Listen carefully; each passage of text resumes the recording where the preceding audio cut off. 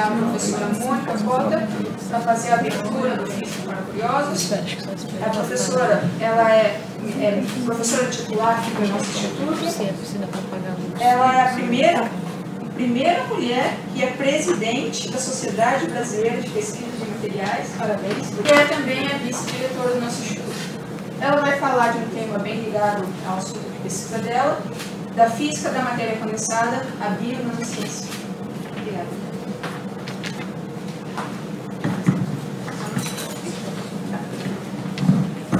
Gente, obrigada, Flávio. Acho que você foi muito gentil com a apresentação. Eu só queria dizer que eu acho uma coisa, esse espaço, né, da gente estar na diretoria junto com o Pascoal, e esse projeto de Física para Curiosos é um projeto que a gente precisa incentivar ao máximo, porque nós precisamos mostrar como a ciência é importante para o que a gente tem hoje de civilização. A gente, às vezes, se acostuma com o conforto da tecnologia e não vê todo o esforço que é feito para chegar até essa tecnologia. Então, pensando um pouco nisso, aproveitando a oportunidade que o pessoal do projeto me deu para vir aqui hoje, eu não vou falar muito da minha pesquisa em particular. Vou dar uns 2 exemplos, mas eu pensei em fazer mais uma trajetória, de mostrar como que a gente saiu em 200 anos, como que nós mudamos vários paradigmas e como que nós chegamos no estado atual da tecnologia, o que esse conhecimento ainda pode proporcionar para a nossa civilização. Só me arrumar aqui que eu acabei me embananando. Tá, então eu tenho que colocar o PowerPoint. Falei para a Flávia que eu sou One Woman Show. Quem estava no Pascal Meeting hoje talvez entenda a colocação. Então é mais ou menos esse título. A gente começa na física da matéria condensada, que é uma física bastante, né, que tem muito trabalho. Nós temos 2 departamentos basicamente trabalhando nisso. E eu coloquei como provocação aqui, não sei se vocês lembram, mas o John F. Kennedy, no discurso inaugural dele, falou para os americanos: não perguntem o que o seu país pode fazer por vocês, mas o que vocês podem fazer pelo seu país. Eu coloquei uma provocação desse Dr. Frauenfelder. Ele é do Los Alamos e ele tem atualmente 97 anos, trabalhando em pesquisa continuamente. E ele trabalhou durante muito tempo em física da matéria condensada e depois de já várias décadas de trabalhando em pesquisa, resolveu se apaixonar por proteínas. Então hoje ele trabalha por proteínas. E ele faz essa colocação: não pergunte o que a física pode fazer pela biologia, pergunte o que a biologia pode fazer pela física. Porque os físicos em geral não costumam pensar nisso. Tá? Então eu quero discutir como é que a gente chega na interdisciplinaridade. Bom, física e biologia tem algo muito em comum. Começa no fato de que a gente vive no planeta Terra, mas que a maior parte é água. Certo?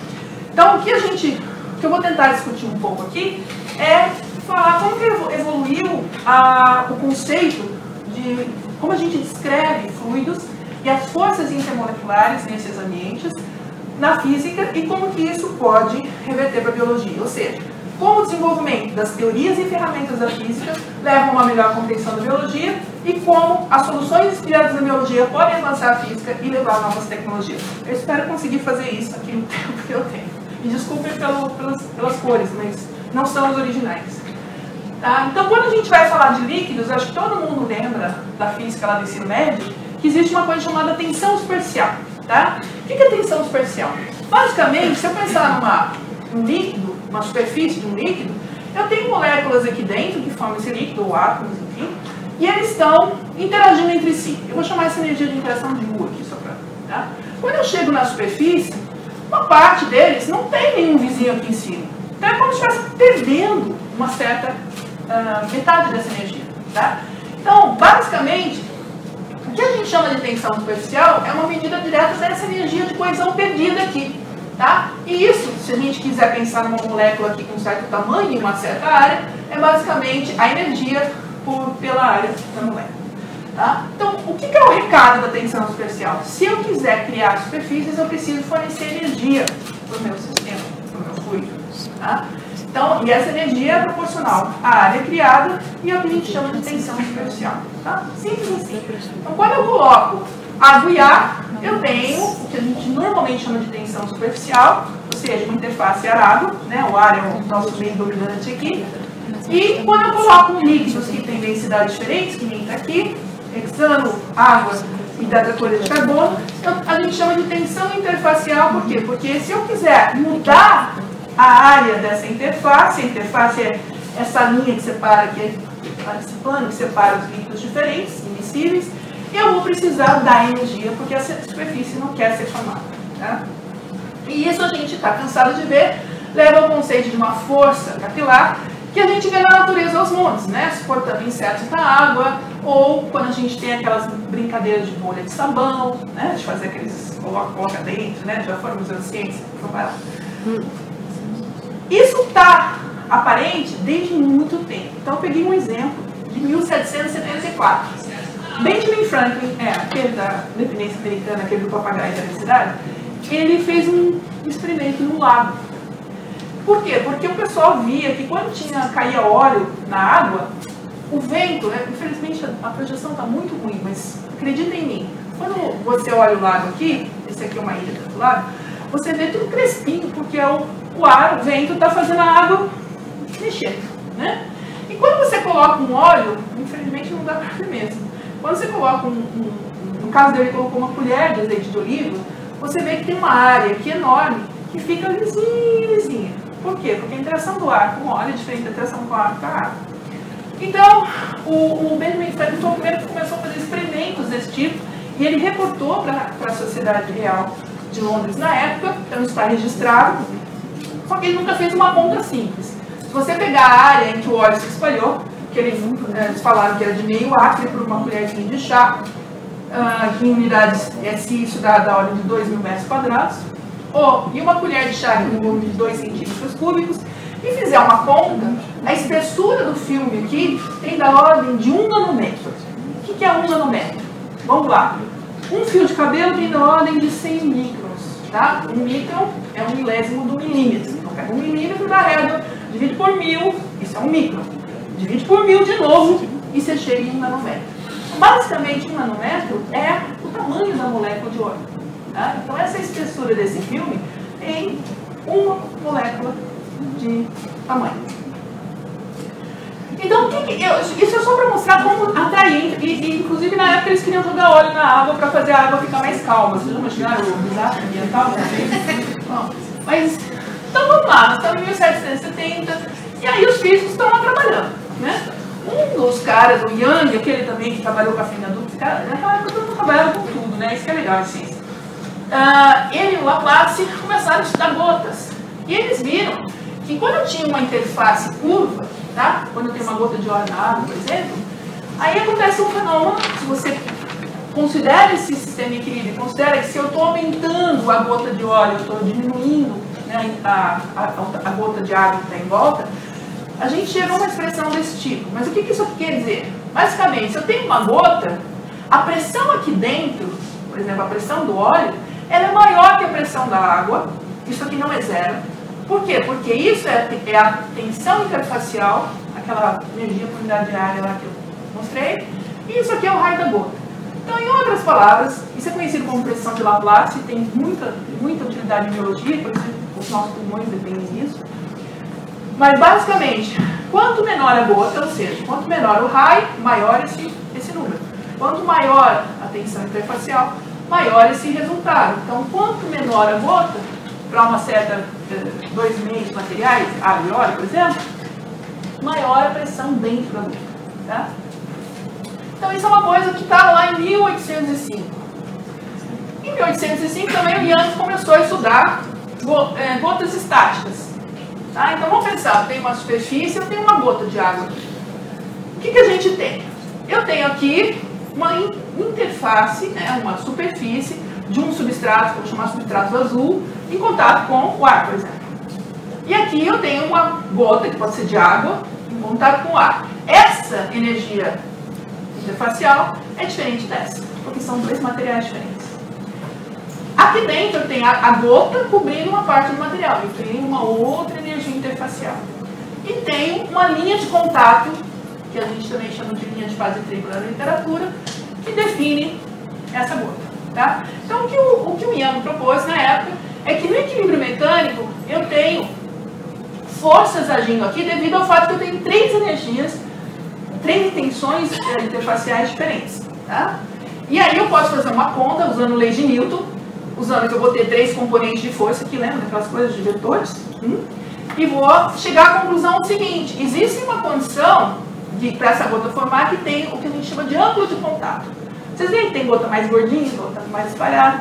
Isso é definido pelo ângulo de contato e tem a ver com o equilíbrio estático dessa gota na superfície. Tá?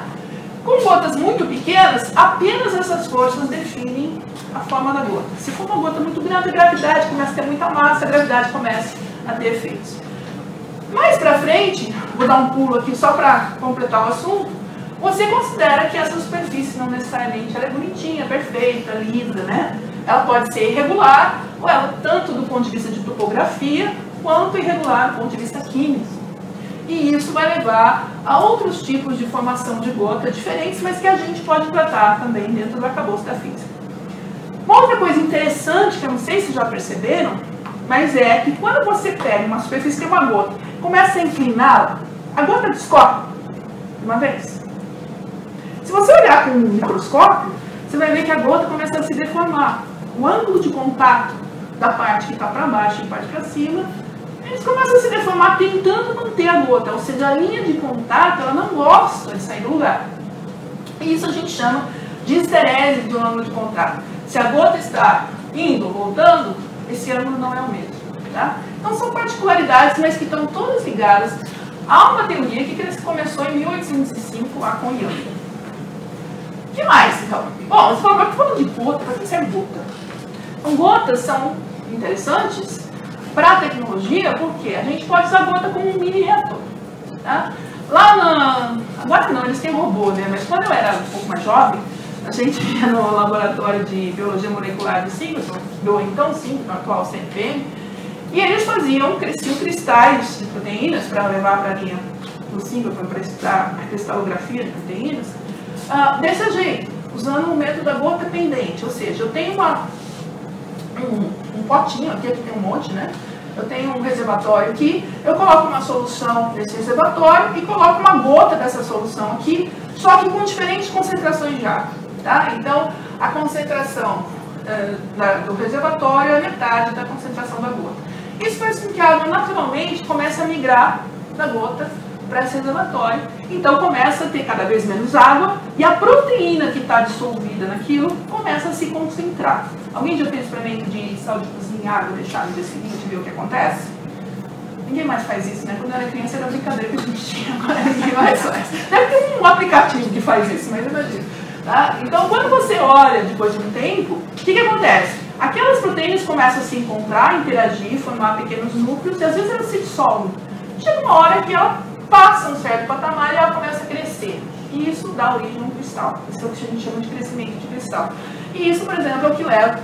Isso aqui é uma fotografia de algo muito pequeno, infelizmente eu esqueci a escala, mas são cristais de insulina sendo formados dentro dessa gota aqui. E esses cristais, mais tarde, podem ser analisados na linha do Singleton para saber como essa proteína está organizada espacialmente. A gente pode usar isso também numa escala menor ainda. E aí remete um pouco ao que eu trabalho. A gente pode usar uma partícula metálica muito pequena. E quando eu estou falando muito pequena, de 5 a 100 nanômetros. Lembra o que é nanômetro? Nanômetro é a espessura da camada de óleo lá do desenvolvimento. Tá? Então é muito pequena. Essa partícula, dependendo das condições, como eu exponho, aqueço, como eu faço o processo, ela vira como uma esponja, absorve materiais e ela pode dar origem a um crescimento do que a gente chama de nanofibra. Então eu posso crescer um nanocristal, que parece uma agulhinha, e tem uma partícula metálica no topo, usando a gota como um reservatório para esse processo. Tá? Bom, o que mais? Isso, falando da tecnologia, pode levar a novos materiais, nanomateriais, e novas aplicações. Então, só para dar um exemplo da minha área, que eu sou de materiais também, apesar que eu faço bio, isso aqui é um material chamado fosfeto de galho. Vocês já viram LED verde e vermelho? Amarelo? Né? O azul é mais recente, né? Você viu que o azul foi aquele boom, né? E até o prêmio Nobel. Mas o verde, o amarelo, principalmente, eles são feitos desse material fosfeto de galho. Só que o fosfeto de galho não emite luz naturalmente. Na fase em que, quando o arranjo dos átomos é feito da forma normal. O que a gente faz é um truque, a gente põe uma impureza lá no meio e essa impureza é o que permite a gente ver a luz. Tá? Quando a gente cresce um nanofio desse material, a gente consegue um arranjo de átomos diferente. E esse arranjo de átomos permite que o material comece a emitir luz sozinho, sem ter que pôr impureza nenhuma. Então, isso foi um trabalho, a primeira vez que isso foi demonstrado foi em 2013, no grupo de Red Barker e Steinhoven. Isso aqui é o que a gente chama de um espectro, tá? Basicamente. Aqui está a energia. Então, quando eu estou aqui, eu estou vendo verde, em torno de 2 elétron-volts. Quando eu estou aqui embaixo, eu estou vendo vermelho, tá? E conforme que eles começaram a colocar átomos, e não é impureza, é uma liga ternária, alumínio, galho, fósforo, ou arsênico, galho e fósforo, eles conseguem modular qual a cor dessa luz que está sendo emitida pelo material sem nenhuma outra impureza. Tá? O que se conseguiu depois, em que eles tentaram, que isso aqui está, na verdade, é um artigo que está, provavelmente eles estão brigando com alguma revista para publicar, porque está no mercado já faz um tempo, eles usaram esse material para crescer silício em cima dele, como se fosse um template. O silício vem e copia a estrutura desse fosfeto de galho, que está numa fase diferente, emitindo luz.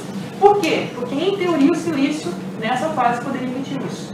E se o silício emitir luz, gente do céu, todos nossos computadores vão emitir luz. Imaginou que maravilha? Né? A optoeletrônica vai mudar totalmente. Eles não conseguiram, mas aí eles conseguiram fazer ligas de silício germânio, colocando germânio e silício, né, em cima de um nanofio de AES, e eles conseguiram fazer esse material emitir luz. Tá? Então, são maneiras de você pegar materiais que já existem, mudar algo nele, conseguir uma nova propriedade e com isso uma nova aplicação. Só para falar um pouquinho do que a gente faz, a gente descobriu o que acontece. A gente tem esse nanofio. O volume desse material é pequeno e ele tem uma particularidade. A gente precisa de bastante superfície para conseguir fazer com que essa fase diferente seja estável. Então, lá o Bruno, meu doutorado, lá indo para a França, o que ele descobriu? Ele descobriu que essas partículas, dependendo de como a gente pode fazer elas andarem na superfície.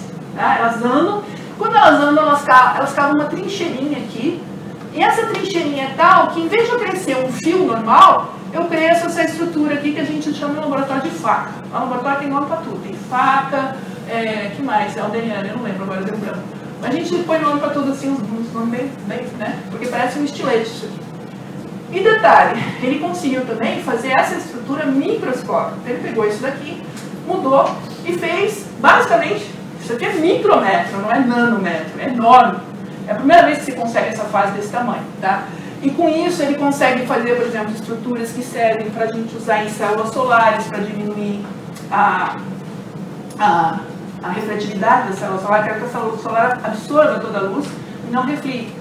Mas pode ser de um material que absorve a luz solar também. Isso aqui, né, está na faixa do visível. A luz solar está no visível, serve para isso. E aí a gente também descobriu como é que a gente pode mudar a faixa de emissão, mudando só a condição que a gente faz a amostra. Tá? Mas por que eu estou fazendo tudo isso? Porque a gente também usa esses nanofios em biologia, eu vou voltar nela agora.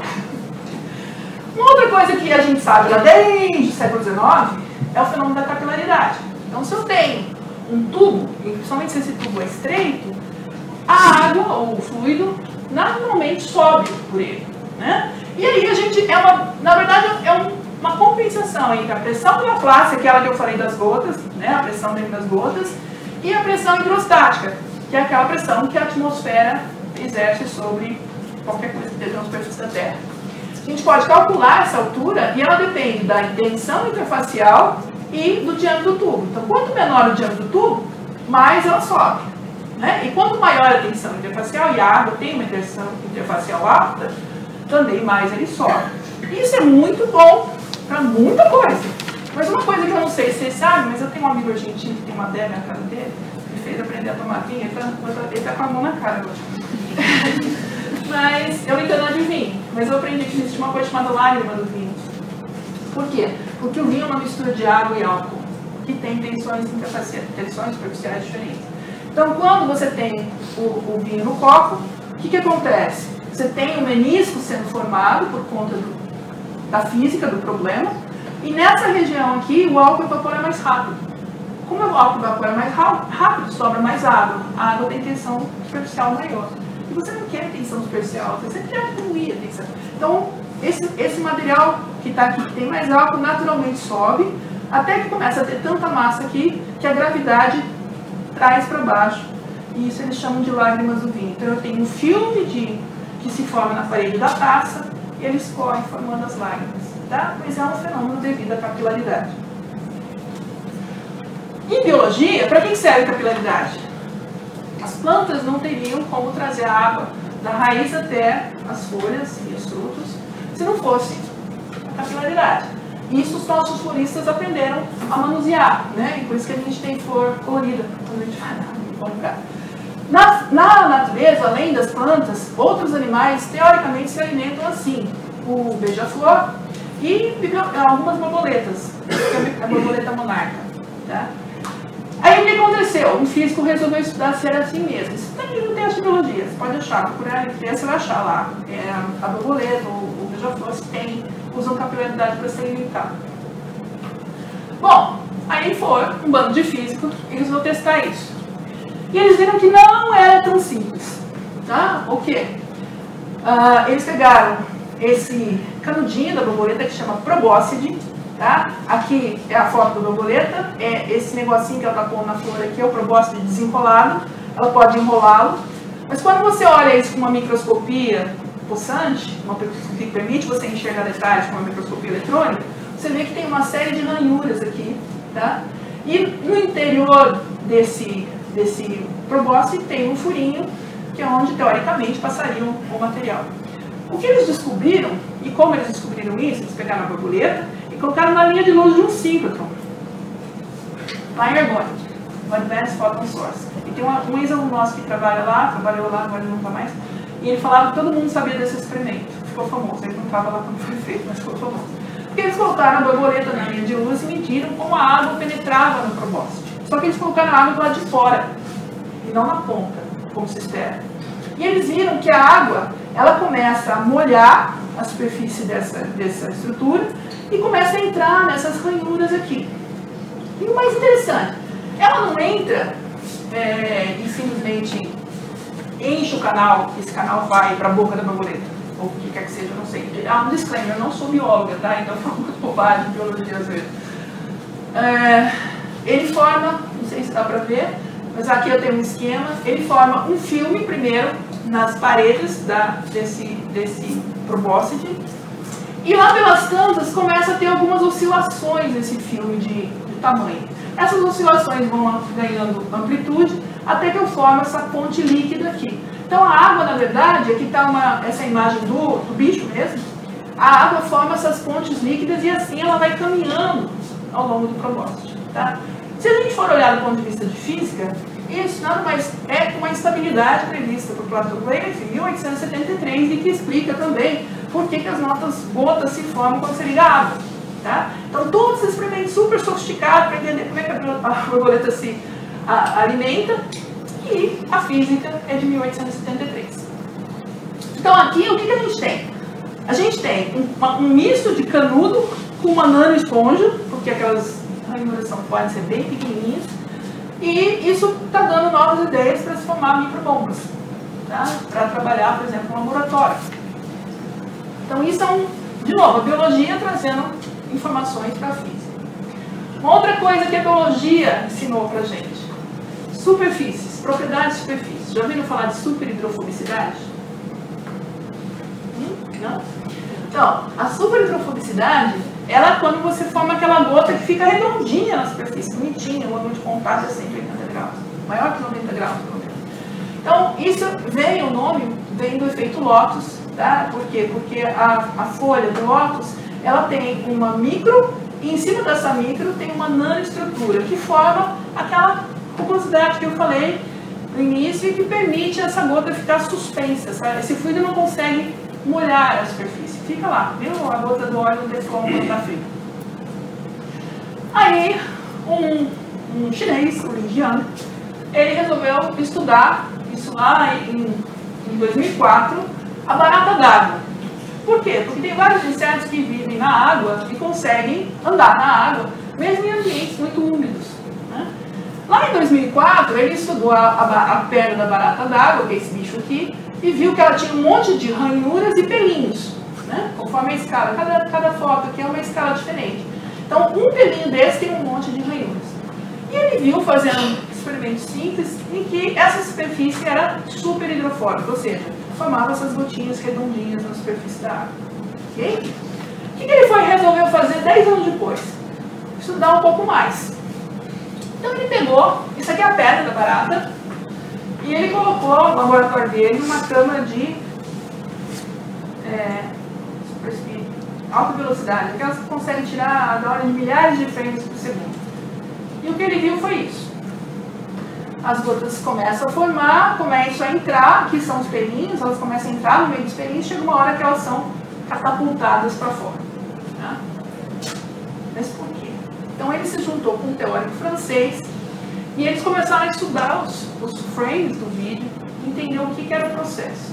No fundo, a superfície da perna, o pelinho da perna da barata d'água é super hidrofóbico.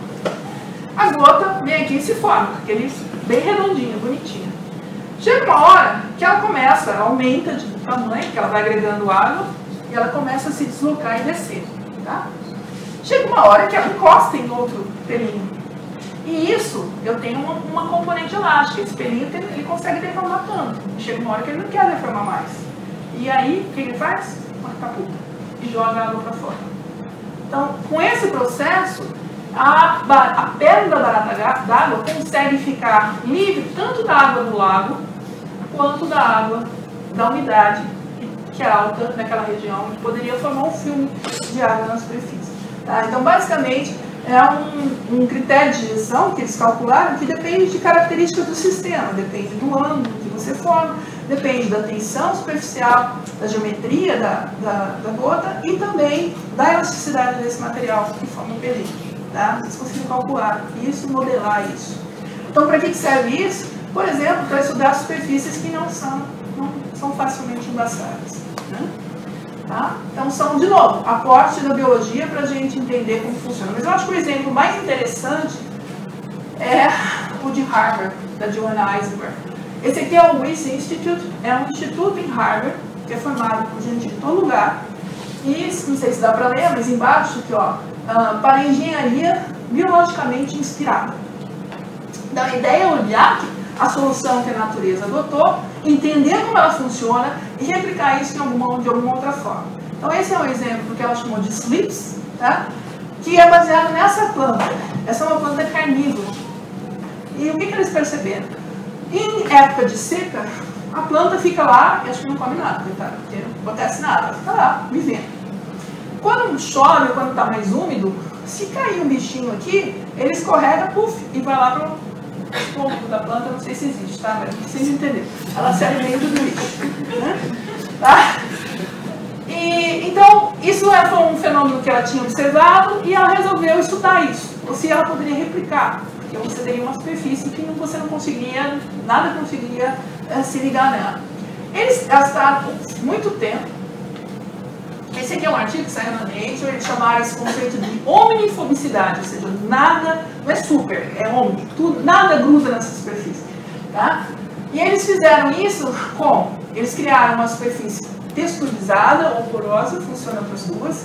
Num caso, não dá para ver aqui, né? Mas aqui eu tenho nanopilares ordenados e aqui eu tenho um monte de fibras desordenadas, tudo nanométrico, ou seja, as dimensões dessa estrutura são na escala nano, lembra o tamanho da molécula? E eles colocaram um filme lubrificante, que não reage com essa substância do substrato, e um líquido de teste, que é o que eles queriam colocar na superfície. Nem o líquido de teste, nem o lubrificante reage no substrato, e nem reage no tecido. Se você for lá no artigo, eles testaram um monte de substâncias, porque tudo está relacionado à tensão superficial, ou à energia da superfície. Tá? E lembra que a energia de superfície é porque tem muitas ligações pendentes ali que não estão satisfeitas. Então, custa manter isso lá. O que eles conseguiram? Eles conseguiram achar algumas composições de materiais onde, quando você coloca uma gota de hexano, por exemplo, e inclina de 3 graus a superfície, a gota vai. Eles perguntei se vocês lembravam. A outra não vai assim. Ela fica lá tentando manter o ângulo de contato dela. Aqui é um gráfico do ângulo de contato da esterese, e eles veem que para todos os materiais que eles tentaram, com tensões superficiais diferentes, colocar em cima da superfície, nenhum deles, todo mundo foi. Tá? Por isso que ela apelidou de slips, né? Que é escorregar em inglês. Tá?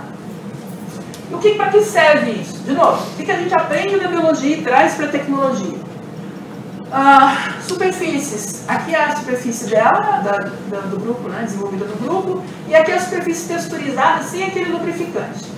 Então, quando você coloca um pentano com uma cor aqui, você pode ver que na superfície dela ele escorrega, é móvel, e na superfície que não tem o lubrificante ele forma uma trilha, porque a tinta vai ficando ao longo do caminho. Ela escorrega, mas ela vai ficando. Aqui, nossa, tá super difícil de ver isso.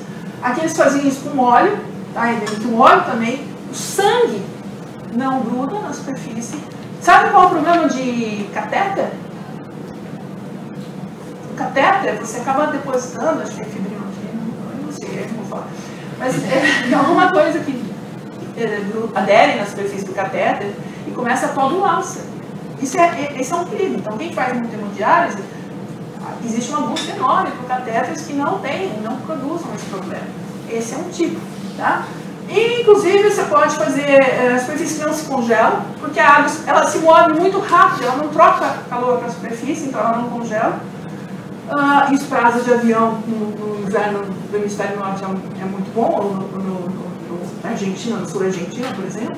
Aqui uma recobertura de um vaso, isso aqui é uma formiga tentando subir, ela não consegue subir, porque está recoberto com esse material. E além de tudo, como aquele filme lubrificante, se você for lá com estilete e fizer um risquinho, depois de alguns segundos a superfície recompõe, porque ela é fluida. Tá?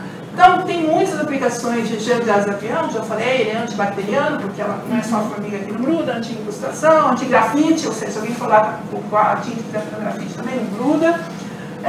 E menor arrasto aerodinâmico, é repelente de insetos, enfim, tem um monte de aplicações. Tantas que isso já está na fase industrial. Esse artigo é de 2011, tá? O trabalho é anterior a isso, provavelmente. Mas é uma tecnologia que é baseada numa solução inspirada na biologia e descrita por conceitos físicos do século XIX. Nós estamos no século XIX ainda aqui, tá? E se vocês quiserem entrar nesse site aqui, é da companhia que vende pelo menos 3 produtos baseados nisso, tá? Bom, mas aí, nós estamos no século XIX, e o que aconteceu com a física nesse meio tempo? Lá em 1873, começaram a aparecer conceitos microscópicos. Um deles foi de que quando eu tenho, por exemplo, duas superfícies muito perto uma da outra, eu posso ter uma interação atrativa entre elas. E essa atração é chamada de Van der Waals. Tá? Só que na época, a gente descreve mais ou menos assim. É uma força de curta, isso é uma constante, vamos dizer assim, mas ela cai com R a sexta. Então ela cai muito rápido. Você sai um pouquinho de perto da superfície, essa força já não é mais importante. Isso levou 57 anos até a mecânica quântica aparecer para se entender qual a origem do Van der Waals. E ela está na estrutura eletrônica dos átomos e moléculas. Então, se você lembra, o elétron não é aquela bolinha que gira, mas vamos pensar nela, por enquanto, como isso. Eu tenho uma molécula tipo cloro, 2 átomos iguais, e eu tenho uma ligação covalente aqui no meio. Esses elétrons estão meio que equidistantes dos átomos originais. Se eu pegar HCl no entanto, eu vou ter que os elétrons vão estar muito mais próximos do cloro e o hidrogênio, que na verdade é um próton, né, porque se o elétron está indo embora, ele fica lá pequenininho, sozinho, e é o centro de carga positiva. E o centro de carga negativa está aqui. Então, para quem lembra de eletromagnetismo, se eu tenho uma carga positiva e uma carga negativa, eu tenho uma atração e estabelece, essas cargas estão feitas no momento de dipolo. Tá? O que se sabe, se entendeu, é que eu posso pegar uma dessas moléculas e colocar num campo elétrico agora, eu posso induzir um momento de dipolo. De novo, pensando nas bolinhas, o que eu tenho? Eu tenho o próton, o hidrogênio, o elétron aqui, a carga negativa orbitando, né, na visão clássica, e se eu aplico um campo elétrico, o próton vai para um lado, o elétron vai para o outro, certo? E aí, isso cria, mesmo que eu não tivesse um momento de dipolo, isso cria um momento de dipolo induzido, que é uma polarização da molécula na presença do campo elétrico. Na realidade, isso é bem mais complicado. A mecânica quântica explica isso de uma forma, depende da interação entre moléculas. Eu tenho moléculas que já têm momento dipolo normalmente, outras que não. A água é um exemplo, a água tem momento dipolo. E elas podem interagir de várias formas. Eu posso induzir um dipolo, eu posso mudar a orientação de dipolos por conta da proximidade entre elas. E eu posso, em 1930, foi a última explicação que faltava para entender Van der Waals, eu posso pensar na indução, agora pensando na estrutura eletrônica, né? A gente não tem elétrons bolinha, a gente tem uma nuvem, um orbital, que a gente pode pensar como uma nuvem, que tem uma densidade de probabilidade de achar o elétron lá.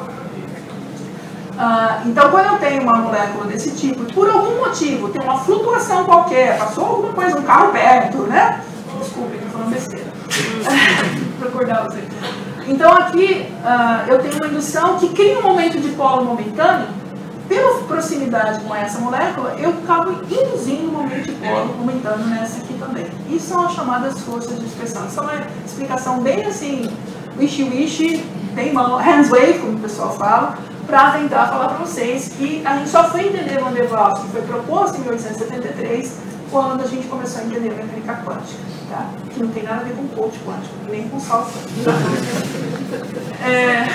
Bom, e aí, vamos ver. Então, um exemplo bem conhecido de Van der Waals é a lagartixa. Todo mundo sabe que a lagartixa usa Van der Waals para andar nas paredes? Então, eu convido vocês a olhar uns artigos na época aí, por volta de 2000, do Ifrael, eu não sei falar o nome dele, mas é um cara que tem um livro chamado Forças Intermoleculares, que é a Bíblia do assunto. E ele, inclusive, é físico, mas trabalha em engenharia química, na Califórnia. Então, ele estudou como é que era a pata da lagartixa. E, resumindo, se você der um zoom na pata da lagartixa aqui, você vai ver que ela tem um monte de pelinhos, que eles chamam de seta, e na extremidade de um desses pelinhos eu tenho um monte de fiozinhos, né, que são as espátulas. E eles fizeram sensores de força, fizeram coisas de puxar na parede e tal, e descobriram que a lagartixa conseguia sustentar dependendo do ângulo. Se ela colocar essa seta assim, encostar na parede, ela cai. Mas se ela colocar as espátulas com certo ângulo na parede, ela consegue se sustentar e andar. E mostraram vários experimentos muito legais e que essa era uma força de Van der Waals, não de capilaridade, ou que a gente dizia que era uma cera que a lagartixa tinha na pata. Tá? E isso foi usado, de novo, outras soluções inspiradas pela biologia. Lá em Berkeley, já há bastante tempo atrás, em 2006, um grupo começou a criar o Gecko Glue. Gecko é lagartixa em inglês, glue é cola, é uma cola lagartixa, só que não é feita com pata de lagartixa, né? Tadinha da lagartixa. Ia ter que ter muita lagartixa para fazer. Eles usaram polipropileno, que é um polímero, para fazer essa estrutura aqui, que remete à estrutura original da pata da lagartixa. Tá? Então, com isso, eles conseguiram, por exemplo, sustentar pesos aqui da ordem de 100 gramas, com um pedacinho de plástico, basicamente. E, além de tudo, para ficar atrativo, fizeram o sticky bot. É vidro. A lagartixa está andando no vidro. Tá? E ela é grande, você vê pela mão do rapaz que ela não é uma coisinha assim, ela é uma coisa viva. E para mostrar que a gente começa a entender materiais e a tecnologia por trás, a partir dessa solução inicial, outros grupos, depois mais recente, eles começaram a estudar como fazer isso para conseguir fazer, provavelmente um aluno de pós-graduação, subir a parede aqui. Né? Por quê? Porque se você pegasse esse Gecko Glue original e fizesse uma raquete, que seja, para colocar na mão de alguém e subir no vidro, uma pessoa de 70 quilos, ia ter que ter uma raquete enorme, quase o tamanho da pessoa, para ter suficientemente atração, força de Van der Waals para segurar o peso da pessoa, que é diferente de uma lagartixa. No entanto, o que eles propuseram? Vamos mudar. Uma coisa que eles perceberam, aqui é um gráfico que mostra basicamente quanta adesão você tem em função da área do adesivo. Tá?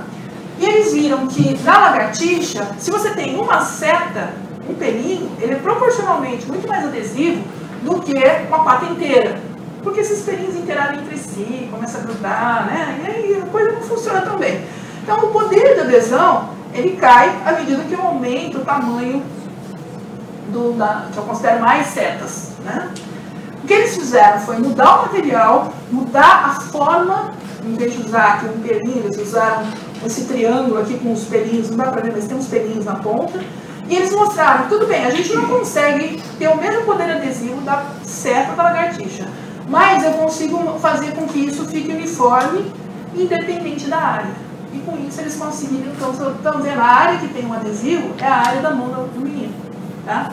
E com isso ele conseguiu subir vários metros aqui numa parede totalmente de vidro. Obviamente tinha cordinha de segurança, né? Que a gente não quer matar os alunos também. Mas enfim, dá para você começar a pensar em escalar a parede com a mão aí, tá bom? Bom, até agora eu estou falando de coisas, conceitos da física, mas coisas que a gente rouba da biologia, Ela já tem milhões de anos de evolução, não design inteligente, nem criacionismo, para chegar em soluções, tá? Então, a gente copia muitas soluções e adapta para a nossa realidade. E isso a gente fez tudo usando os conceitos e ferramentas da física. Isso gerou uma área que hoje se chama biomimética e materiais biomiméticos, que são esses materiais que imitam a biologia, tá? A solução da biologia. Com outro material, de outra forma, mas usam a solução inspirada na biologia. Tá? E o que eu posso fazer agora, usando a física para a biologia, se tornar mais quantitativa? Eu tenho que avançar um pouco os meus conhecimentos, ter uma descrição mais detalhada dessas forças intermoleculares e processos biológicos. E aqui a coisa começa a ir além de Van der Waals. A gente pode parar em 1903 com a criação do potencial de pares. Tá? Então, é um potencial, uma fórmula matemática, se vocês quiserem, que vai me descrever o que acontece quando uma molécula, um átomo, uma superfície se aproximam muito próximo, estou falando de nanômetro de distância, uma da outra. Tá? Inicialmente, pode não acontecer nada, mas vai chegar uma hora que elas vão se repelir. Por quê? Porque os elétrons dos orbitais desse material vão começar os elétrons do orbital e o elétron composto de elétron. Então, eles vão começar a se repelir. Mas pode acontecer também da gente ter uma atração, que é representada por essa barriguinha aqui na curva. Tá? Então, hoje é muito comum a gente usar ainda o potencial de Lennard-Jones, que é de 1924, para descrever o que acontece no mundo atômico. Tá? E isso é basicamente isso. É um termo de Van der Waals e um termo que descreve essa repulsão aqui. Tá? E funciona para muita coisa. Então, vamos lá. Em 1924 nós estamos. O que eu tenho agora na biologia, vamos dizer, quando eu penso realmente indo na direção de controlar DNA, controlar proteínas e tudo mais? Está tudo em solução. E aí a coisa piora. Por quê? Porque tudo, as nossas forças intermoleculares, têm origem eletrostática. Interação entre dipolos, entre um dipolo, entre um dipolo e um dipolo induzido. Tem aquela força de dispersão do London, aquela aqui dos dipolos induzidos. Então, quando eu coloco uma espécie química em água, ela pode ser neutra, mas dependendo das condições, ela pode ganhar carga. E aí eu tenho que considerar isso, tá? Então, por exemplo, aqui é um aminoácido, glicina, se eu coloco, dependendo da condição que eu coloco, eu tenho esse radical protonado, e isso cria um momento de dipolo na molécula que não existia quando ela não estava no ambiente aquoso. Então, uma outra coisa que eu tenho que considerar é que tem certas ligações químicas. No ensino médio, pessoal, lembra do FON? Você lembra do FON? Lembra o que era o FON? Você lembra do FON, mas não lembra o que era o FON. Esse é o problema dos mnemônicos. Então, tem algumas ligações, alguns átomos que têm, algumas ligações que têm momentos de polos muito grandes, né? E basicamente o flúor, o oxigênio, o nitrogênio, que depende da eletronegatividade. E isso permite com que esse átomo hidrogênio, que está depletado de elétrons, outros átomos consigam se aproximar dele e cria o que a gente chama de ponte de hidrogênio. É uma ligação, uma interação muito mais fraca do que as que a gente estudou até agora, mesmo com Van der Waals, mas que está presente quando a gente tem fluidos e líquidos. Tá? Então, o exemplo mais presente é o da água, que é como se, aqui o vermelhinho é o oxigênio, o branquinho é o hidrogênio, é como se eu conseguisse criar, aqui tem uma linha pontilhada, não sei se dá para ver, mas é como se eu conseguisse criar ali uma ligação e essas moléculas estão lá meio coordenadas, criando uma espécie de uma rede. Qual que é, na biologia, o exemplo mais importante que depende da existência das pontes de hidrogênio. Alguém pode dizer? Alguém lembra o que a ponte de hidrogênio faz numa molécula hidrológica? Qual molécula hidrológica? DNA. Então, no DNA, a interação entre as bases, né, que tem os fosfatos, aqui formando as clérices, e aqui as bases nitrogenadas. A interação entre as bases, em princípio, né, porque tem gente até questionando isso em alguns artigos recentes, são pontes de hidrogênio. Então, a base da nossa biologia depende dessas forças intermoleculares. O fato que nós estamos aqui é porque a gente tem DNA, né? Outros exemplos, se eu tenho um íon na água, se íon, por exemplo, tem carga positiva, aquele momento de polo vai trazer o quê? Os centros de carga negativa, ou seja, o átomo de oxigênio mais perto desse íon, e vai blindar essa carga. Então, se eu estiver olhando de fora aqui, talvez eu não consiga ver esse íon como sendo uma carga mais E. Né? Então, os químicos chamam de solvatação. Pior ainda, eu tenho moléculas que não gostam de água. Né? A gente sabe, água e óleo não se misturam. A maior parte da nossa membrana das células é de lipídios. Os lipídios, tem uma parte deles que não gosta de água. Então, eles vão se esconder. Eles vão se esconder. Não, tá certo. Meu dedo é muito grande para esse negócio. Eles vão se esconder e aqui as moléculas de água vão começar a se organizar em volta disso, e isso é chamado de interação hidrofóbica. De novo, eu estou dando aqui um hand wave de uma coisa que é muito, muito complicada. E por que estou falando tudo isso? Porque as proteínas, ou as biomoléculas em geral, elas têm tanto partes polares quanto partes não polares. Ou seja, tanto aquele monte de átomo que forma a molécula, eu tenho regiões que vão ter carga, regiões que não vão ter carga. Vão ter um momento de bola e outras não. E o que ela faz, então? Ela se dobra. Ela se dobra para esconder aqueles domínios apolares e deixar aqui fora só os domínios polares que interagem e falam bem com o fluido que está ao redor. Tá? E isso, vocês já ouviram falar de folding de proteína? Tá? E isso é a chave de todo o funcionamento do sistema biológico, porque se você não fizer esse folding corretamente, você mostra para aqui para o ambiente externo algo que não deveria estar exposto. Tá? E um exemplo disso é o prion, a doença da vaca louca. Ela vem de um folding incorreto da proteína. Tá?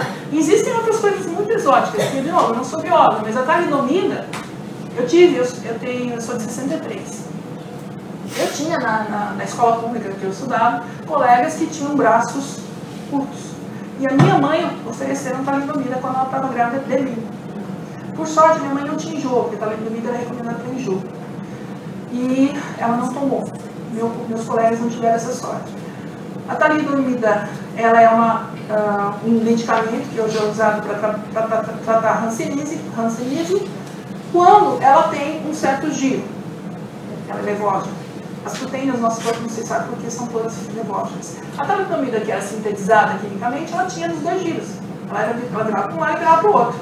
Essa que tinha o giro errado, o que ela fazia? Ela bloqueava o crescimento dos vasos sanguíneos no feto. Então o braço não crescia, por quê? Porque não tinha ligação sanguínea para ele crescer. Tá? E isso só foi percebido depois de muitos casos. A Europa liberou, os Estados Unidos se protegeram. A mulher que barrou a indústria farmacêutica de lançar um medicamento lá ganhou a medalha de independência nos Estados Unidos, depois de muitos anos, obviamente. E nos Estados Unidos não foi um problema por causa dela. Tá? Mas no resto do mundo você ainda encontra hoje, pelo menos se eu prestar atenção, pessoas que têm esse problema. Que é um problema que limita muito a qualidade de vida. Bom, desculpa, eu falei demais. Enfim, a água é tão importante que tem muita gente que discute até que ponto a água faz parte da biologia. E não é só um adendo. Mas o que eu queria só terminar aqui é falando da última, que são as forças estruturais, as ligações específicas. Essas a gente não consegue modelar com potencial de pares e nem com energia de superfície, é muito mais complicado. São moléculas que associam configurações específicas. De novo, do conceito histórico, a ideia surgiu em 1894, o Emil Fischer, que trabalhava com enzimas, e se potencializou em 1900 com Pauli, que ganhou o prêmio Nobel, por isso, medicina e fisiologia, porque ele propôs que na superfície das células esse tipo de ligação poderia existir. Alguém sabe como é que chama esse tipo de ligação?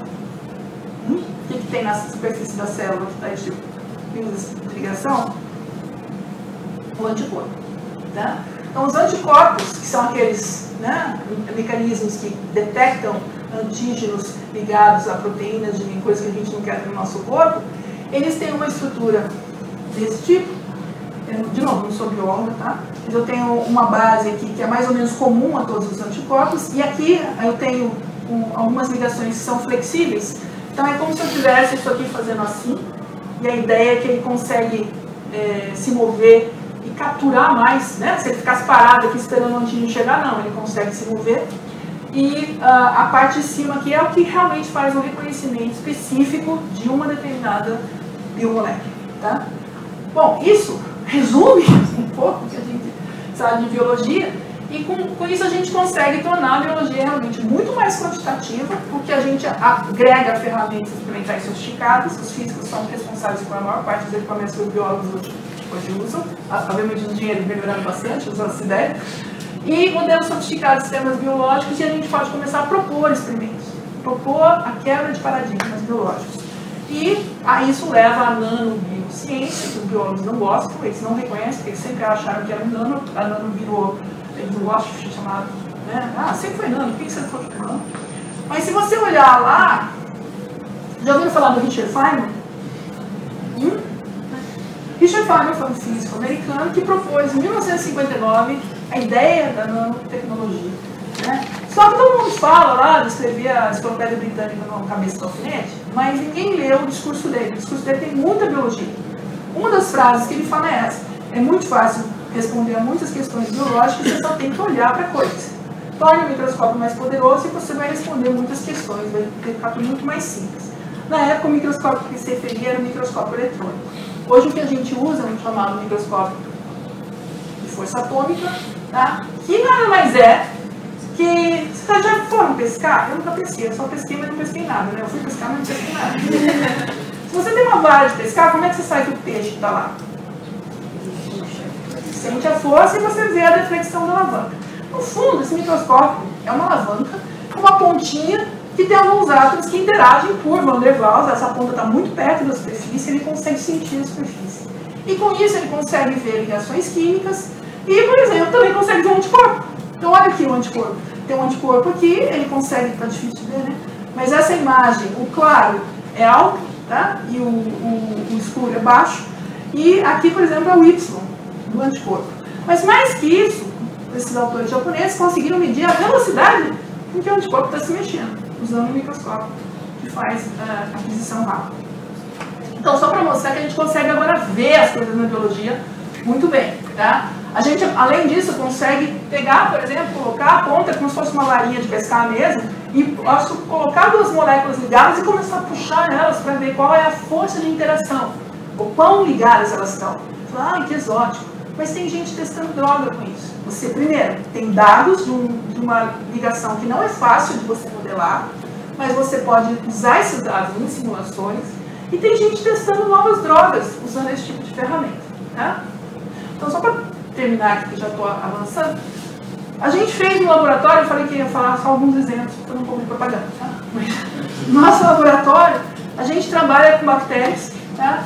E o que a gente fez foi usar uma maneira semelhante que nunca ninguém tinha usado para bactérias. Nós usamos, de novo, varinhas de pescar nanoscópicas, só que como a gente tinha nanofios, a gente pensou, por que não nanofios? Nanofio é uma varinha. Então, quando a bactéria adere, o nanofio deflete pela força de interação. Pela deflexão, eu posso medir essa força. Então, a gente começou a fazer isso. Nós usamos, na verdade, nanofios crescidos lá pelo Bacchus na Holanda, porque ele cresce em grande área, o nosso está lá num pedacinho assim, é difícil a bactéria chegar lá. E colocamos isso e conseguimos medir, por exemplo, esses pontinhos azuis, que são um microscópio, alguém que quiser saber, eu explico como é que a gente mediu, mas esses pontinhos azuis são um laser batendo na partícula de metal do fio, e esse verde aqui é a bactéria. Então eu posso pegar, fazer um filme desses nanofios se mexendo e medir a força em cada um deles, estando em contato com a bactéria ou não. Então pode ver que esse fio aqui não está, a força dele, quanto maior a força, mais o raio aumenta aqui. Ele é pequenininho, mas o fio que está perto da bactéria está refletido. Então, com isso, a gente pode fazer casos modelo e a gente consegue mostrar, por exemplo, que tem uma proteína que a bactéria usa que aumenta muito esse fluxo de lesão. Um outro exemplo mais recente, a gente mediu o efeito de uma droga que o pessoal, os nossos colaboradores, estão usando e que destrói uma das substâncias que a bactéria usa para aderir. Então, vocês vejam, aqui, esse aqui está com efeito da droga, a bactéria está muito mais livre, leve e solta. Esse azul aqui, que também não dá para ver, está mostrando qual que é a trajetória dela. Então, essa bactéria anda muito mais, essa aqui fica meio paradinha lá, porque ela está presa realmente, tá? E a gente mede a mobilidade e a força da bactéria em tempo real, quando a gente injeta a droga. Então, isso que é legal.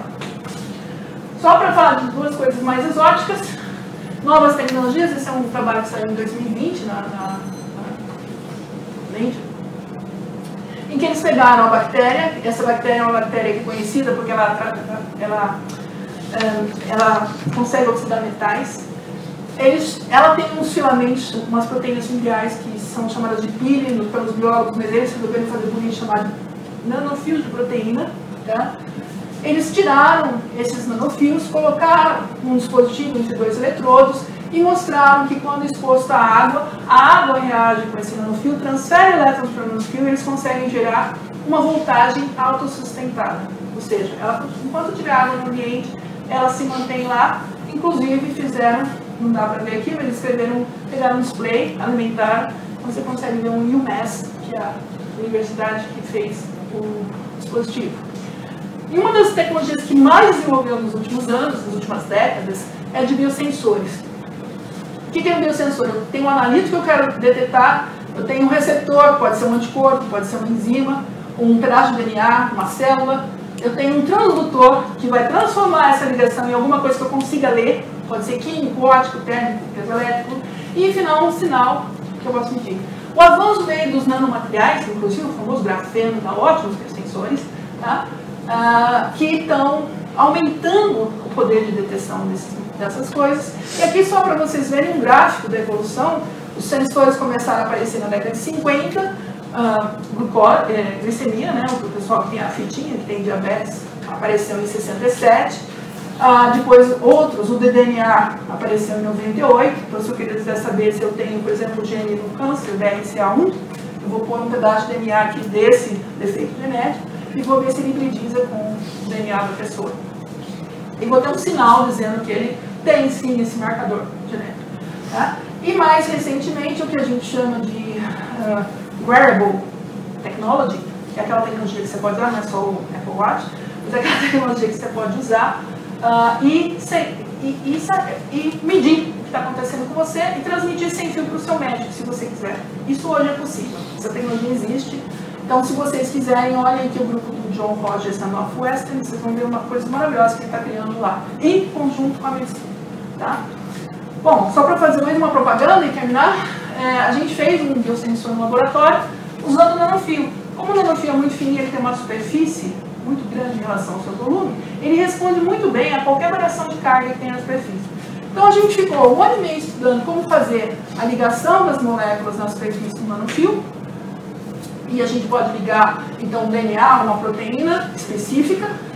Depois gastamos mais 1 ano e meio para conseguir fazer um dispositivo e colocar esse nanofio do meio de 2 eletrodos, que nem está mostrado aqui, e num circuito, um wafer que tinha 64 dispositivos, colocar um canal de microfluídico em cima para passar a solução e finalmente fazer a medida. Então, depois de 4 anos, a gente conseguiu medir e nós conseguimos chegar num sensor de alta performance, estado da arte.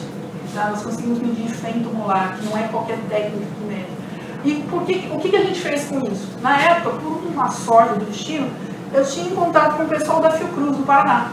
E eles tinham um marcador de doença de Chagas. E a doença de Chagas é uma doença endêmica na América Latina que está se espalhando pelo mundo, porque as pessoas não sabem o que tem. Elas têm um sintoma tipo gripe, tratam como gripe, não vão no médico, só que o parasita fica na pessoa, escondido nas células, e depois de 10, 20 anos você tem falência cardíaca, falência do fígado, falência do rim, falência assim, e você não tem diagnóstico direto, é por exclusão. Então, um sensor desse tipo poderia, por exemplo, detectar a infecção crônica de doença de Chagas num paciente, se a gente pudesse produzi-lo comercialmente. Tá? E aí vem só o meu último tópico, o efeito na saúde. Hoje, o que a gente conhece de sensores, de dispositivos, de nanomateriais, a gente consegue responder rapidamente. E aqui estão alguns exemplos. Esse aqui é o ebola, para quem não conhece, né, no microscópio. Quando houve a crise do ebola na África, em 2014, 2015, o pessoal do MIT rapidamente fez um sensor extremamente barato, com papel, baseado com nanopartículas de prata, com o anticorpo da dengue, da febre amarela e do ebola. E cada um respondia com uma cor diferente. Por que isso? Nossa, 3 centímetros. Porque quando você está na África e você está com febre e você vai no consultório do médico, se você tiver com dengue ou com febre amarela, que são doenças prevalentes na região, você pode ficar no consultório do médico, você não vai matar ninguém. Se você tiver ebola, é bom você ficar longe. Tá? Então essa é uma maneira fácil, barata e rápida de fazer um teste para ver se esse cara tem que ir para o isolamento ou não. A outra é o Zika, tá? Vocês lembram a epidemia do Zika que você faria no final de 2015?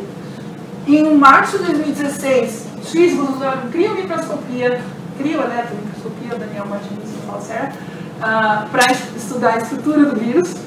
Conseguiram achar a estrutura do vírus, com isso eles conseguem identificar pontos em que você pode criar drogas para bloquear a ação do vírus. Mais tarde, conseguiram detalhes da estrutura e como injetar isso no animal. Em junho, de março para junho, já havia um primeiro protótipo de vacina para o Zika publicado em revistas da Nature. Tá? E eu perguntei para o colega meu da farmácia, ele falou que tem 4 ou 5 vacinas que estão, só que eles estão em sigilo, porque são indústria farmacêutica, em vias de serem liberadas, inclusive para dengue. Seria ótimo, né? Dada a epidemia que a gente tem hoje. Então, é um processo que demora. E por isso, mas isso não impediu, por exemplo, que o pessoal da USP descobrisse que, entendendo como funciona o vírus da Zika, pudesse usar para tratar câncer do sistema nervoso central. Tá? Então, convido vocês a olhar aqui a página do Facebook deles, se vocês quiserem ler o artigo, para entender como isso funciona. E isso pode ser um medicamento para tratar alguns tipos de câncer muito agressivos que não tem tratamento, realmente não tem uma sobrevida muito grande hoje em dia. Tá? E a bola da vez é o coronavírus. Né? Então, o coronavírus, os vírus hoje, as pandemias exigem uma resposta rápida. Para isso, você precisa ter uma comunidade científica com conhecimento, com expertises e que esteja disposta a atuar rapidamente. E só para vocês terem uma ideia de como isso é rápido, esse é um artigo que saiu na Science agora, no final de fevereiro, mostrando que o fato de você ter um vírus que exige uma resposta rápida mudou a maneira como os cientistas estão publicando. Normalmente você tem um resultado legal, você vou publicar naquela revista top, esse é meu, vai ser o meu artigo. Não, os cientistas estão publicando nos repositórios digitais, liberando os dados, e não estão procurando as revistas. Então, a comunidade científica está sempre se adaptando às necessidades, e isso é uma das coisas bonitas de você ver, como a evolução do conhecimento leva a esse estado que a gente está, e como que a gente vai respondendo aos desafios que a gente tem na nossa frente, tá? Se a nossa civilização quer sobreviver, a gente tem que começar a saber como lidar com pandemias. Só um último slide que eu queria deixar para vocês, a gente teve uma discussão nessa sala um tempo atrás, sobre a questão da ciência e tecnologia. O que a gente tem que lembrar é que existe uma escala temporal no processo, tá? Então, eu posso ter uma ideia, eu vou chegar a uma prova de conceito para mostrar que a minha ideia é factível, executível, que está certa. A partir daí, para isso virar tecnologia, depende de um monte de outras coisas. Depende de escalabilidade, eu consigo fazer isso em alta escala? Quanto custa? E qual o papel do mercado disso? Isso é um pouco resumido nesse que o pessoal chama de QRL, nível de readiness, de quão pronta está a sua tecnologia. A universidade normalmente trabalha nesse patamar aqui, tá? Pesquisa básica, formulações de tecnologia, alguma validação. Depois disso, a gente precisa criar protótipos. Os nossos protótipos são bem rudimentares aqui dentro, mas a gente chega nos bonitinhos. Mais para frente, a gente aí começa a pensar em sistemas, demonstra que esse protótipo funciona, né? E começa a criar etapa comercial. Só que daqui para frente, não somos só nós cientistas que estamos envolvidos. A gente precisa da indústria, a gente precisa do mercado. Não adianta você ter uma coisa maravilhosa, mas que custa muito caro. Um exemplo disso, alguém lembra do Concorde? Lembra? O jato supersônico que fazia Nova York em Paris, super rápido? Não lembro quanto era. Mas era uma passagem carésima. Ele parou de voar. Por quê? Alguém queria pagar? Era mais fácil pagar uma passagem baratinha e devagar do que pagar aquela passagem carésima. Não tinha muita gente disposta. Hoje a gente pode fazer um computador com circuito de nanotube de carbono. Só que ele vai custar muito caro. Você vai comprar um laptop que custa $100 para jogar game ou quer usar Word? Não. Tá? Então, a tecnologia, quando a gente fala de ciência, de um conhecimento que foi adquirido, e foi isso que eu tentei mostrar para vocês, não necessariamente ela vai virar uma tecnologia no cotidiano. Porque isso depende de vários outros atores. E no Brasil, você sabe, tudo um pouco mais difícil. Então, só para alertar que existe um processo de transformar o conhecimento básico em algo que vocês vão ter na mão, como um celular. Tá? Mas, sem todo esse processo, a gente não chega no produto. Tá? Não são todas as tecnologias que são comerciais, porque elas dependem de alguém investir dinheiro e falar, não, eu aposto na sua ideia, vou colocar $1 milhão para você montar isso e vender daqui a 5 anos. Nem sempre, isso chama Venture Capitalist. Nos Estados Unidos tem bastante, aqui tem bem pouco. Tá? A universidade acaba fazendo esse papel através das incubadoras, tentando nuclear isso, os agentes de inovação e tudo mais. Tá? Então, por favor, tenham isso em mente quando vocês pensarem em ciência e tecnologia. Bem? Tá, então só para acabar mesmo, ó, só para mostrar, tem um monte de gente no meu trabalho, eu não mostrei aqui obviamente o meu trabalho, mas tem um monte de gente envolvida, esse aqui é o meu grupinho, esse aqui são os colaboradores na parte de materiais, por exemplo, o Douglas já foi embora, mas a Mariana e o Bruno estão terminando, o Lucas está começando, né? O Hélio dá um suporte, na parte do biosistema é muito mais gente, os azuis de novo já foram embora, tá? Infelizmente. A Aldeliane é o último bastião lá do doutorado, está terminando também, está tentando, né? E outros estão aqui, o João estava lá pedindo as células, hoje que o João está lá. Mas envolve um monte de gente da biologia, da Fiocruz, os nossos colaboradores, eu não falei da bactéria, são do Instituto Agronômico de Campinas. E o que é principal? A gente tem que saber conversar, a gente tem que saber se respeitar, tá? E se conversar, trocar ideias, sem se limitar a jargões, sem se limitar a querer bancar em cima do outro. Sabe aquela coisa, se acha? Não, deixa isso de lado, porque não funciona. Ok? Então é isso. E, finalmente, os patrocinadores. E muito obrigado pela atenção. Desculpa que eu passei mais da hora. Tá?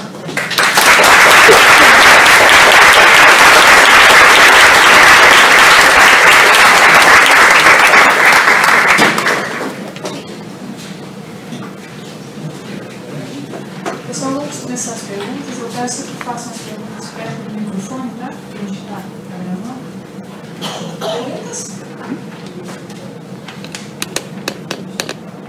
Mais perguntas, gente? Pode perguntar. Eu não sei na biologia, mas na biologia aqui também. Pode falar o que vocês quiserem, nós estamos em casa. Como você deixou todos aqueles nanofios paralelos e pezinhos? Eu consigo fazer aquilo, mas numa escala muito pequena, tá? Assim, uma área muito pequena. Existem diversos processos. Primeiro, existe o crescimento do fio. Se eu quiser que ele fique vertical, como ele tem uma orientação dos átomos, eu preciso usar um substrato que tenha essa orientação que ele fique em pé. Primeiro passo. Para fazer ele bonitinho, espaçadinho, o que a gente faz? A gente usa processo de litografia. Ou seja, a gente desenha um padrão de superfície, coloca o metal lá, remove tudo que foi feito para deixar o metal, deixa os pontinhos lá. E aí eles colocam dentro de um reator e eles crescem. No caso dos Bakers, como ele usa uma grande área, eles usam um processo chamado nanoimpressão, que é como se fosse um carinho. Ele carinha mesmo o padrão. A gente vai lá com feixe de elétrons, lá no CCS Nano, e fica usando os elétrons para desenhar um padrão. Isso demora muito, por isso que a gente só consegue fazer em áreas pequenas. O que mais? Mais perguntas?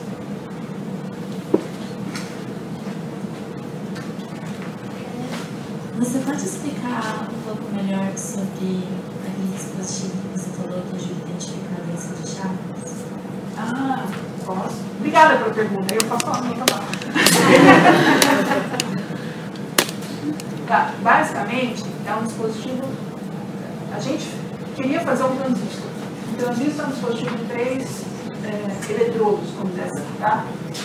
Um transistor ele tem um canal e eu posso, aplicando uma tensão no terceiro eletrodo, modular o número, modular esse canal. O canal, quando eu digo, é quando os portadores de carga que conduzem a corrente vão passar. Então eu posso fazer esse canal maior ou menor, ou seja, vai passar mais ou menos corrente. Tá? Isso num transistor normal. No caso nosso, nós optamos porque era bem complicado de fazer, e bem complicado, foi bem complicado. Eu sou daquelas bem loucas, tá? Meus colegas falam, você é louca. Mas isso foi bem complicado. A gente acabou optando por um dispositivo mais simples, em que a gente usou 2 eletrodos apenas, usou o fio como sendo o canal. Tá? Eu precisava definir esse canal num pedaço de silício. Eu tinha o fio como sendo o canal. E aí, quando a gente coloca os anticorpos presos, eu quero a doença de Chagas, eu pego um anticorpo da doença de Chagas, imobilizo isso, usando química, tá? Posso te explicar também, na superfície do fio, e exponho esse fio com os anticorpos e os eletrodos. Ele tem uma certa corrente, quando eu aplico uma tensão, ele tem uma certa corrente que eu meço, certo? Só que quando eu coloco isso e o antígeno, por exemplo, a proteína da doença de Chagas está presente no meio e liga no anticorpo, eu tenho uma mudança no potencial em torno desse fio. E essa mudança é suficiente para diminuir ou aumentar a corrente que passa ali e é proporcional à concentração dessa mudança na ligação. Então, quanto mais antígeno eu tenho se ligando ao anticorpo, maior o sinal, maior a mudança na corrente do meu fio que eu vou ter. Tá? Então, e aí a gente faz curvas de calibração para conseguir isso. Tá? Você tem que usar, por exemplo, um controle negativo. Você tem que usar uma proteína parecida, que não é a proteína de Chagas, mas uma proteína mais ou menos do mesmo tamanho, que vai não se ligar ao anticorpo, ao anticorpo, e me dá uma resposta, o que a gente chama de branco, né? Eu falo, olha, isso aqui é uma proteína qualquer que está passeando, chegou perto do anticorpo, eu vejo uma mudancinha, mas isso aqui é o meu fundo. A partir daqui eu consigo medir a proteína específica. Não sei se deu para entender. Entendeu? Ixi, meu Deus. O meu amigo argentino entende. Qual é o segredo para fazer a pata do gecko desgrudar na sintética? Porque grudar é fácil, desgrudar que é difícil de forma controlada. Ué, depende, você nunca teve uma lagartixa. É só não cair, mas... É só o quê? Não cair. Ah, não, mas você nunca teve uma lagartixa caindo na sua cabeça no banheiro? Não. Sorte sua, porque um caiu na minha cabeça, uma caiu aqui, ó. Por exemplo, se você tiver umidade na parede, aí quando a capilaridade você acaba atrapalhando. E a questão do ângulo, né, nesse trabalho que eu citei, a questão do ângulo é muito importante. Por quê? Porque isso é o que dá a interação daquelas espátulas com a superfície, a Van der Waals está ali. Então, se você põe um negócio, se ela começa, por causa da umidade, começa a fazer isso, ela não tem poder de sustentação. Tá? Isso foi medido. Mas é uma das coisas que eu posso pensar isso. Então, não ande, não deixe a lagartixa no banheiro quando você está tomando banho. Não é uma boa ideia. A pata dela é assimétrica. Então, a força para ela grudar é separada. Senão ela grudaria, ficaria grudada. Esse é o problema. Ela tem que ser assimétrica. Sim, depende do ângulo de contato. Então é mais fácil ela desgrudar, senão ela ficaria grudada para Sim, sempre. é verdade.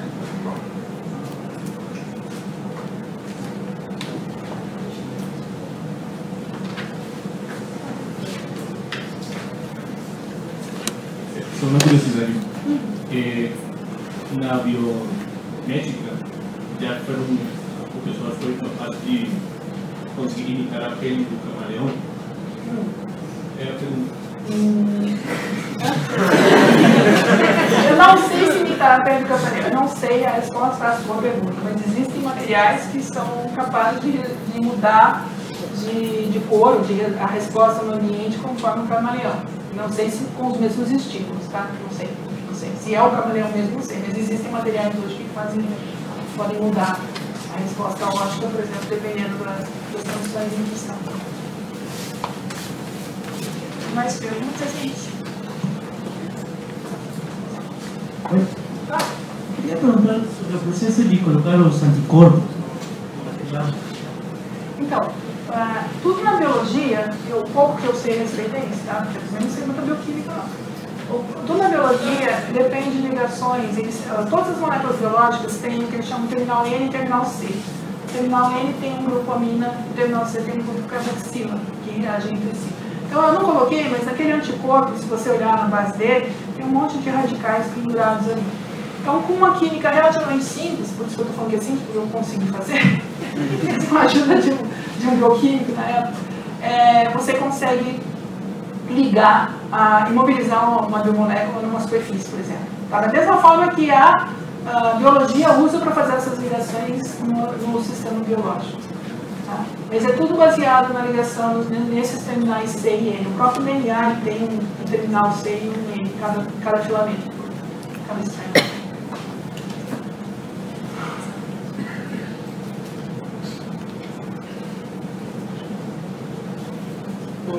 Poderia ser uma das tecnologias mais prometedoras comercialmente baseada na solução biológica? Eu tentei fazer vários exemplos aqui. Você diz um biomimético ou... Biomimético. Então, o exemplo que eu achei mais lindo que eu vi até hoje é esse dos slips, tá? Porque realmente foi... Mas tem... se você entrar no grupo do Li Jian, que é da Academia Chinesa de Ciências, a gente trouxe, inclusive, ele para um canal plenário aqui. Ele é um cara extremamente exótico. Ele dá, em 30 minutos de palestra, ele fala de 15 assuntos diferentes. Em parte porque ele não dá detalhe nenhum do que ele fez. Ele não quer que você saiba o que ele fez. Mas ele fala assim, eu estava no deserto da China e vi essa teia de aranha e notei que a teia de aranha coleta água. Então eu peguei um polímero, imitei a teia de aranha e criei um coletor de água de umidade do ar. Aí, todo o vidro da ópera de Pequim é recoberto por um polímero que saiu do laboratório dele, imitando superfícies biológicas. Então, assim, tem muitos exemplos, e hoje é comercial. Eu não falei, eu coloquei no slide, mas esqueci de falar. As janelas todos o que é autolimpante tem um filme desse tipo, superhidrofóbico, telas de celulares, inclusive um caso exótico, não sei se vocês viram, saindo na mídia há uns anos atrás, algumas igrejas da Alemanha estavam afundando, essas igrejas bem antigas. Porque na Alemanha parece que o pessoal tem o costume de beber e sair, assim, não dá tempo de chegar no banheiro em casa e urina onde acha. E parece que as igrejas são bem cotadas para isso, né? Então, eles simplesmente foram lá e revestiram, pintaram a base das igrejas, das casas que ficavam no caminho dos bares, com uma tinta super hidrofóbica, de tal forma que se principalmente for homem, né? Porque mulher não costuma fazer isso, né? Mas se for homem for lá e urinar na parede, ele vai receber de volta um pedreiro, tá? Então, assim, do que eu conheço, de novo, eu não sou especialista na área, eu trouxe aqui uma série de conceitos de coisas que quis tentar mostrar uma espécie de uma linha temporal do desenvolvimento. O SLIMS eu acho que é a coisa mais fantástica que eu vi. Eu vi a apresentação da Niona Eisenberg uma vez na plenária, e ela contando como foi o desenvolvimento da ideia, e realmente foi hard work. Ela teve uma ideia, mas ela teve que achar quais eram as superfícies que podiam conversar entre si para chegar naquilo ali. Tá? Mas, enfim, não sei exatamente a resposta sobre isso. Sim, tá bom. Mais perguntas?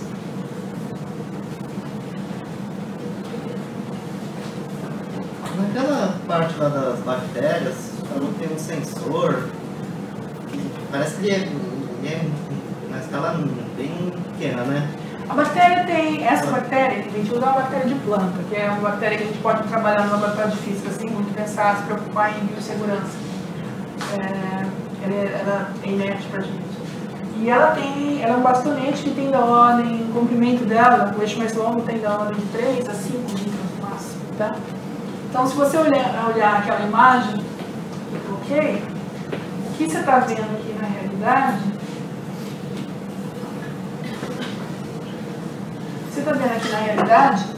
isso aqui a gente está dentro do microscópio com focal, acho que tem a foto, né? Não dá para ver nada. Isso aqui é o objetivo do microscópio, isso aqui é uma célula líquida, onde eu coloco um pedaço do meu cristal que tem coberto daqueles nanofios verticais. Isso aqui é relativamente grande. Aqui esse caldinho amarelo que vocês estão vendo é o meio de cultura da bactéria, então tem os nutrientes necessários e tem a bactéria também. E aí você coloca no microscópio aqui dentro e a gente fica observando. O microscópio tem um laser, que é esse essa luz azul do outro slide. Essa luz azul aqui é a reflexão do laser, tá? do nanofio. Isso aqui é a nossa bactéria, que ela é modificada para ter uma proteína. Vocês já ouviram falar em GFP? Ela é mais famosa como sendo aquele episódio do Big Bang Theory onde o Sheldon faz um bichinho verde. Ele põe a proteína, você põe a proteína dentro. Você não modifica o DNA dela, mas você agrega algo e ela começa a produzir essa. É uma proteína do jellyfish, água-viva, né? Que também ganhou um prêmio Nobel, né? Por quê? Porque ela dura muito mais tempo do que um fluoróforo comum, uma molécula que tem fluorescência. Então isso aqui é a fluorescência da bactéria, e isso aqui é o laser refletido. Então o que a gente faz é filmar e ver como esse nanofio próximo à bactéria, que está interagindo mais fortemente com ela, está vibrando, se mexendo, em relação a outros que estão aqui. Todos eles estão vibrando, tá? Porque tem vibração térmica, a gente mediu isso também. Mas, a partir daí, um dos experimentos que a gente fez, por exemplo, aqui é uma bactéria que está em pé, ela está em pé. E aí, ela está entre esses dois nanofios, mas se eu olhar o gráfico de força, só um deles está sendo alterado. O outro, praticamente, que está do lado dela, não está interagindo em nada. Né? Então a gente consegue ter um sensor de força, que não é um sensor de força, é um nanofio, mas que está sendo usado como um sensor de força, para detectar a interação da bactéria com ele. Aí tem limite de força, tem ruído, tem um monte de coisa que a gente pode discutir. Nesse artigo, o que a gente fez foi imobilizar uma proteína que a bactéria usa para aderir e que ela lança em vesículas no meio ambiente para verificar se a força modificada, e a força modifica bastante o fator 2. Eu fiquei um pouco com dúvida se era uma coisa puramente mecânica ou se tinha alguma coisa Aqui nós estamos usando uma transdução óptica do fenômeno. O fenômeno está acontecendo e ele é mecânico, químico, se você quiser. A física aqui é Lady Cook. Tá? É Lady Cook. Você vai dar risada, mas é basicamente Lady Cook. Eu estou usando o meu nanofio como uma molinha. Tá? Não sei se eu respondo a sua pergunta. Não, era isso mesmo. Muito obrigado. Tá. Professor, eu queria saber um pouquinho mais sobre a captação de energia solar. Eu ouvi dizer também que, baseado na hermética, né? Que se inspirou numa flor, né? Que vai se mover, na verdade, funciona assim, se movendo em direção ao sol. A senhora falou também sobre reflexão, que teve umas mudanças. Tá. Bom, energia solar é outro capítulo, né? Não tem nada a ver com eu não trabalho com isso, mas um pouco. Existem hoje células. Os materiais não tem nada a ver com a biologia, tá? Hoje está na moda falar da perovskita, vocês já ouviram falar da perovskita, que é um material que tem uma resposta muito boa, quase tão eficiente quanto o silício, mas o problema é que ela degrada muito fácil. Então, hoje, um grande boom na parte de materiais é tentar fazer as perovskitas estáveis, porque aí você vai ter uma geração nova de células solares no mercado. O que se usa são conceitos relacionados à eficiência de asa de borboleta, para tentar, por exemplo, qualquer radiação que chega numa superfície, parte dela é refletida. Tá? Você sempre perde a radiação. Essa radiação que é refletida não é absorvida, não vira corrente dentro da célula solar, não vira potencial. Então, você, dependendo do coating, do revestimento que você coloca na célula solar, você pode melhorar essa capacidade de perder menos na reflexão do que você perderia. Tá? Então, aquelas estruturas, como na imagem que eu mostrei, elas servem um pouco para isso. Elas são de um material que absorve o visível e elas têm uma forma elas têm aquela geometria delas, a luz entra, ela é espalhada internamente e acaba sendo absorvida no material e não é refletida tanto quanto numa superfície normal. Tá? Mas também não sei se eu respondo essa pergunta. Mais pergunta, gente?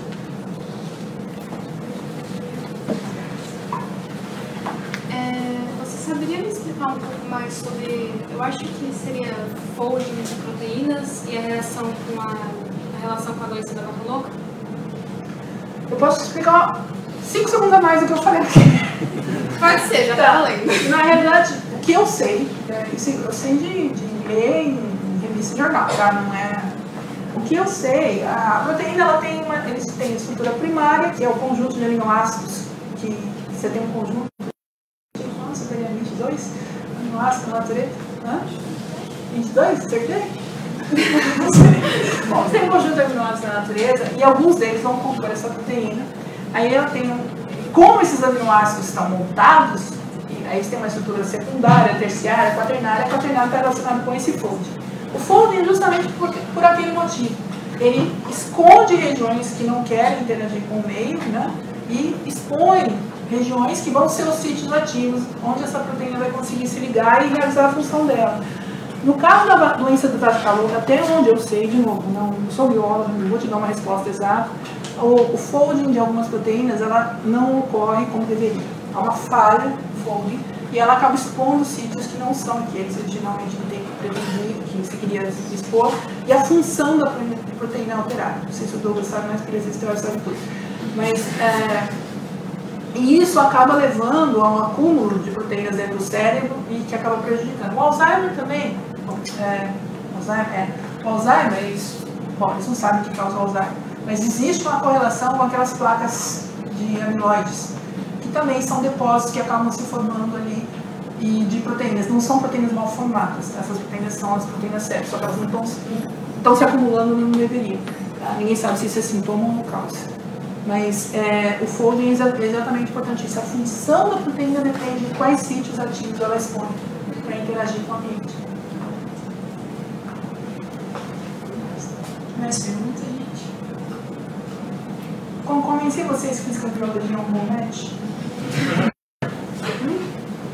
Então vamos agradecer ao Fique de olho na nossa agenda. Geralmente Física para Curiosos vai acontecer toda primeira sexta-feira de cada mês. Tá bom? Boa noite e bom cancelar.